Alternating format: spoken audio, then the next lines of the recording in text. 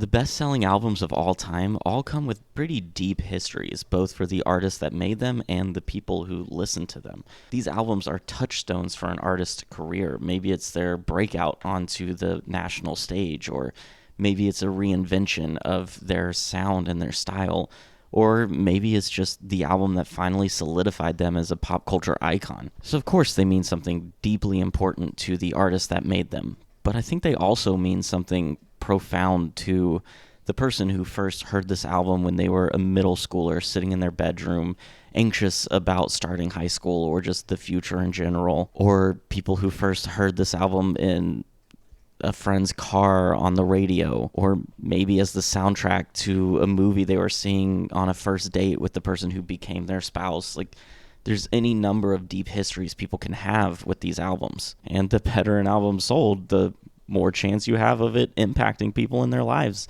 and being such a crucial part of their story. So I think all of these albums that I'm about to talk about kind of transcend the history of their creation, but I am a music history channel. I want to talk about the history of their creation anyway. So I'm going to do just like a brief overview of the 5 best-selling albums of all time. And just a note, I'm not including compilations or greatest hits albums. It just doesn't seem fair. I mean, a compilation is very different from just like a statement album, so different things to me. Don't compare them. I think technically the Eagles' greatest hits should be number 4 or number 5 on this list, but I don't include it.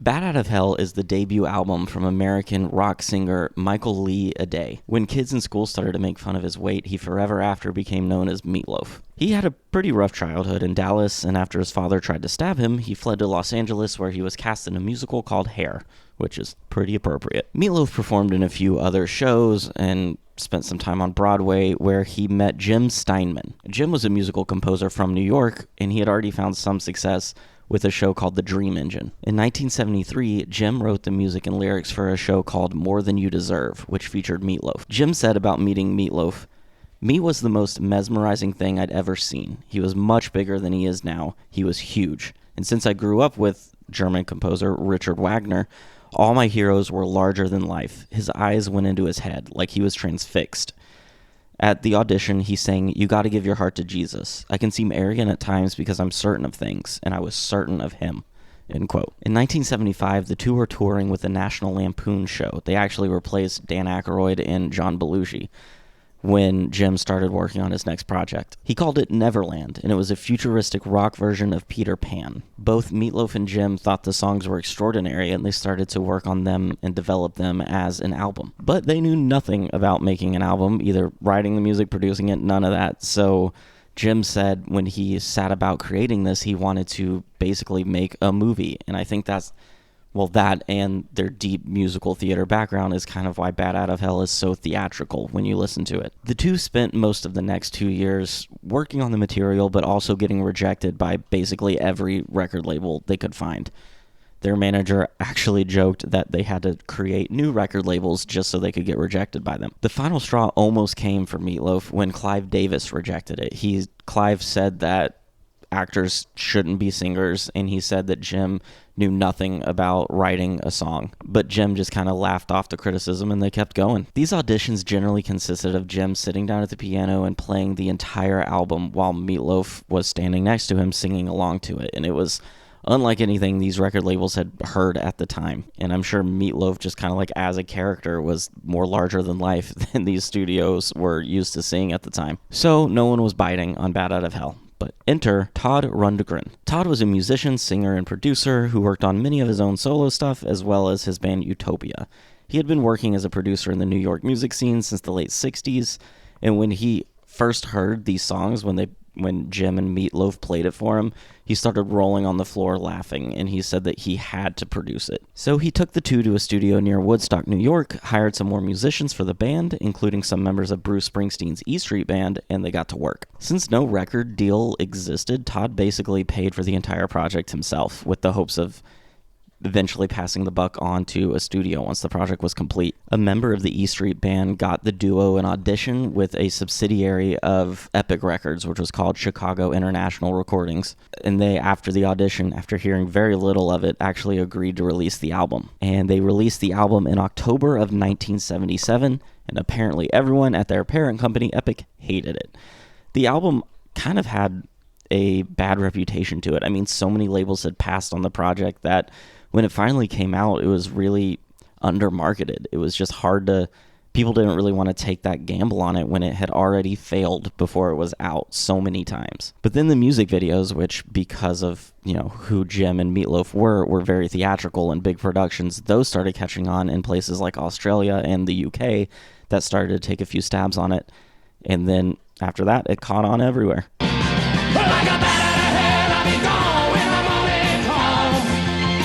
It finally started catching on in America about 6 months after it was released, which is kind of crazy when you consider the sales numbers it went on to do. It eventually sold 43 million copies and became the most profitable album in history, since the others on this list cost more to make. It's estimated that it still sells about 200,000 copies per year. Unfortunately, after the release of the album, Jim and Meatloaf didn't always have the best relationship. They had a falling out in the 80s, but they were reconciled by 1989, and then their biggest fallout came in 2006. Meatloaf launched a $50 million lawsuit against Jim when Jim trademarked the Bat Out of Hell title. But later that year, Meatloaf dropped the lawsuit and said he had way too much history with Jim to really pursue any kind of legal proceeding. They continued to work together until 2021 when Jim passed away from kidney failure. Meatloaf said, quote, "We belonged heart and soul to each other. We didn't know each other. We were each other. I don't want to die, but I may die this year because of Jim," end quote. And then Meatloaf did pass away early the next year. A cause of death wasn't given, but it's believed to be COVID-related. I think that we both felt that if people got a chance to hear it, it would have a real impact.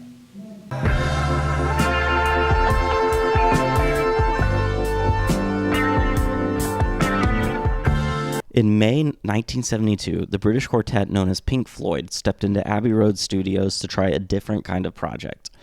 Their 7 albums before this one were more of an experimental, jam-oriented rock-type stuff, and they wanted to do something a little bit more focused with their next project. When Syd Barrett left the band in 1968, Roger Waters kind of took over the creative direction, and he set most of the themes for their next album, which was called Dark Side of the Moon. Roger described what he wanted to create as, quote, Dark Side of the Moon was an expression of political, philosophical, humanitarian empathy that was desperate to get out. It was conceived as a concept album that would kind of show some of the struggles of the band's lifestyle, as well as highlighting a lot of the mental health struggles that Syd Barrett faced when he was in the band and afterwards. It really was an expansion of what they had been doing earlier, but they kind of cut out a lot of the long guitar solos and just made a more focused and concise project. Guitarist David Gilmour said, quote, "I think we all thought, and Roger definitely thought, that a lot of the lyrics that we had been using were a little too indirect. There was definitely a feeling that the words were going to be very clear and specific," end quote. Before they hit the studio, they actually developed a lot of these songs on the road, playing them in their shows. And they said that every band member played a part in writing at least some of the songs, but Roger took over most of the lyrical writing duties. They said that it was the most focused time that they had ever had as a band. They had a direction and everyone bought into it. And at the time, the band wasn't really upset that Roger took over a lot of the lyric writing and he kind of spearheaded the creative direction. They let him do that, but it would eventually cause some major rifts in the band between Roger and the rest of them because they thought he just took too much of that creative direction from them. Before release, the press was actually very excited about the album and got some great reviews just from early listening and from the songs being played in their shows. It eventually released on the 1st of March, 1973, and by the following month, it hit gold status. The album was an instant success, but it only held the top spot in the chart for a week. However, it did stay in the charts for 736 consecutive weeks.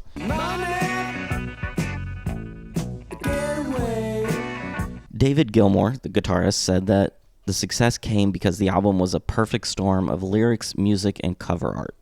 He said, quote, "All the music before had not had any great lyrical point to it, and this one was clear and concise." The band knew it was the best album they had ever made, but even they were kind of surprised with the success it went on to have. It eventually sold about 45 million copies. The message has stood the test of time, the concept has stood the test of time, and it's a really important thing.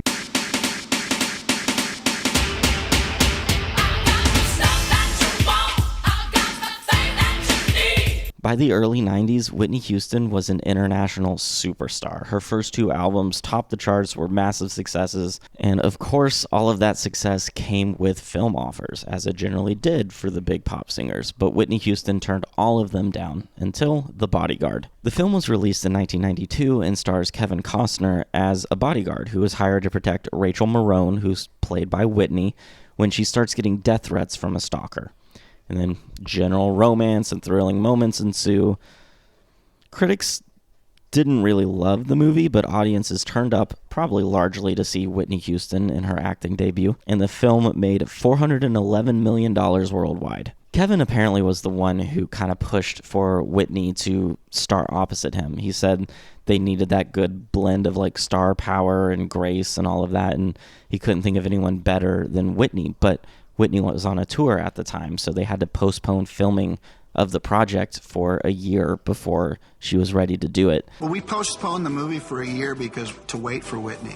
There was an exotic quality to Whitney, you know? There was this thing about her. I think the script had actually been around for a long time, and Diana Ross maybe was originally supposed to play the part, but it kept getting pushed back, and now Whitney Houston is here. But we're here to talk about the soundtrack and not the movie. Whitney Houston and Clive Davis, who had signed Whitney to the Arista record label, were the executive producers of the album. When the original theme song that Whitney wanted to use for the film, What Becomes of the Brokenhearted, was used in Fried Green Tomatoes, Kevin Costner was the one who suggested using I Will Always Love You, which was a song originally written by Dolly Parton, but they were using the Linda Ronstadt version. And when Dolly heard that, she called them up and gave them the final verse that was missing in the Linda version because she thought it was so essential to the song. They recorded quite a few of the songs before production on the movie even started, but then she also was in the studio recording while filming, which means she was very busy.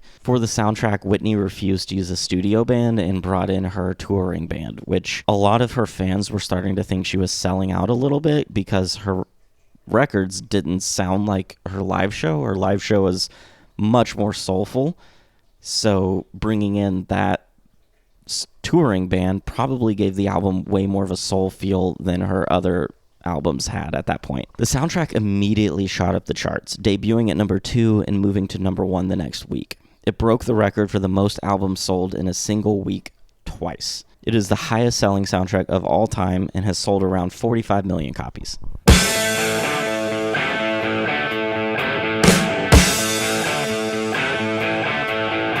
By 1980, AC/DC was on their way to being one of the biggest bands of the decade. Their fourth album broke them into the US market, and then they released Highway to Hell in 1979, their fifth album, which became their first album to break into the charts in the US. They worked with producer Mutt Lange, which gave them a much catchier and melodic sound. They had gone on this massive tour, and then they were getting ready to record their much-anticipated follow-up to Highway to Hell. This should have been the album that was just like geared to catapult them into stardom. And then their lead singer passed away. Bon Scott, who was born in Scotland but moved to Australia as a kid, joined AC/DC in 1974. And it was his voice that just kind of helped give them their sound and started them on this tremendous path of growth that they were on. But then in 1980, when he was in London working on some songs for the next album, he went on this massive drinking binge and passed out. So his friend put him in a car to sleep it off, and the next morning they found him still unresponsive, and he was pronounced dead from acute alcohol poisoning. So that's when the Brian Johnson era of AC/DC officially started. There's some controversy on what Bon actually contributed to Back in Black, with band members saying that he only played drums on a few songs, but then saying at other times that he did write some of the stuff, and so there's just kind of some confusion about Bon Scott's involvement in the album, but they did write Back in Black as a tribute to Bon. Brian said, quote, "I remember Back in Black was particularly difficult because the boys were saying, listen, we want this song in memory of Bon, but we don't want it to be sad or maudlin. We want it to be a good thing, positive song," end quote. So that's kind of a hard balance to strike, being a memorial song, but also not sad. The band headed to the Bahamas to start working on the album. They wanted to do it in the UK, but they couldn't find the studio space, and recording in the Bahamas actually gave them some tax breaks. Brian wrote a lot of the lyrics while the band worked through the musical component of the songs. Back in Black was released on July 25th, 1980. It was immediately successful.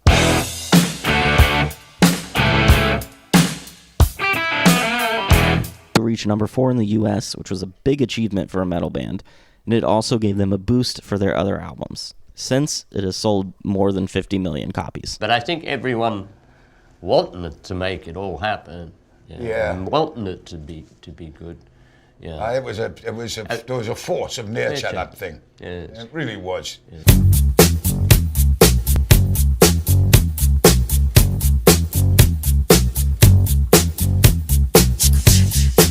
I mean, do I really need to say much about the number 1 album of all time? I think everyone generally knows about Thriller, right? Michael Jackson had been a superstar since Diana Ross introduced the Jackson 5 as Motown's newest group at the Miss Black America pageant in 1969. Michael's 5th studio album, his 5th solo album, he had recorded plenty with the Jackson 5 before that, which was called Off the Wall, was a massive success, selling 10 million copies. But it didn't quite fill that hole for Michael. The years between Thriller and Off the Wall were actually really tough for Michael mentally, and it led to a development of his sound and really like a maturation of his sound. Michael said, quote, "Even at home, I'm lonely. I sit in my room sometimes and cry. It's so hard to make friends. I sometimes walk around the neighborhood at night just hoping to find someone to talk to, but I just end up coming home," end quote. This just sounds like his years of being isolated as this pop star had finally caught up to him. He didn't have a normal childhood. He didn't have friends to fall back on. Probably only had people who wanted things from him. So all of that was catching up to him. And I think it kind of comes out in some of the darker themes in this album. Michael was also feeling a little bit hard done by the music industry in general. He thought Off the Wall should have gotten more respect than it did. It didn't win a Grammy. Rolling Stone didn't want to do a cover story on him. He just felt like he had earned more than he had been given so far. So that's when he decided that for his next album, he was going to make every song spectacular. He had this kind of idea of no singles, or I guess more accurately stated, every song is single worthy. It wasn't just going to be a couple great songs and then an album of B-sides. It was going to be every song was good. So he went to Los Angeles and started working with Quincy Jones, who had produced Off the Wall. And it took a long time to finish the album. And once it was done, Michael and Quincy listened back to it and didn't like it and ended up going back in and remixing the entire album, spending like a week on each song just remixing it. I don't think anyone really needs me to tell them what happened next with Thriller. I mean, it released right around the time that MTV was getting super popular, and Michael wanted his music videos to basically be mini films. So that coincided so well with MTV, and the Thriller music video was super popular, where MTV would play it and then announce the next time they were going to play it, and then they would record like huge viewership spikes every time they played that song. The album was selling 1 million copies per week at its peak, and it spent 37 weeks at number 1. It's remained on the chart for 500 consecutive weeks and counting. It's sold so far 70 million copies. And so that's just a little bit of background on the 5 best-selling albums of all time. Let me know which of those albums are your favorite. Let me know any albums that you think belong on that list or should be on that list but aren't, that the public needs to catch on to. Also, feel free to let me know of any other things that you'd like to hear more of the story behind, kind of like we did with these albums where, you know, maybe you knew Back in Black was one of the best-selling albums of all time, but you didn't really know the story behind it. So it's kind of what I like doing here. I like giving the stories behind music history things. So yeah, just let me know if there's anything you've ever been curious about, and I'd probably love to dig into it. Subscribe if you like this kind of content. I'll be releasing more stories from music history. Give this a like if you liked this video, and share it with a friend you think might enjoy it.